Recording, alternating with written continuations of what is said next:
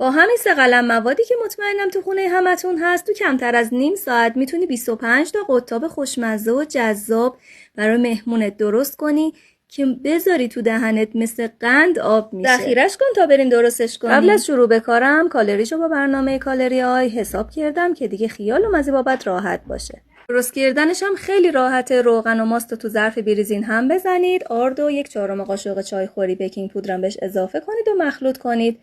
باید خمیرتون در نهایت یه خمیر نرم و لطیفی بشه که به دست نچسبه. برای مغزی وسطش هم هر چیزی میتونید استفاده کنید. نکتهشو تو کپشن براتون نوشتم. با پودر قند مخلوط کنید و یه دور آسیابش کنید. بعدم 1-2 قاشق گلاب بهش اضافه کنید تا حالت خمیری بشه. دقت کنید که خیلی نباید شل بشه. حالا صفحه کارتون رو آرد پاشی کنید و خمیری که احتیاج به ورز و استراحت نداره به قطر 2 میل باز کنید و هر قالب گردی که دارین میتونید بزنید. وقتی رو وسطش بزنید و به این صورتی که تو فیلم میبینید حسابی بیپیچینش که موقع سرخ کردن باز نشه و ترک نخوره. بعد همه قطابا رو بذارید تو روغنی که از قبل گذاشتین گرم شده و حرارت خیلی ملایمه.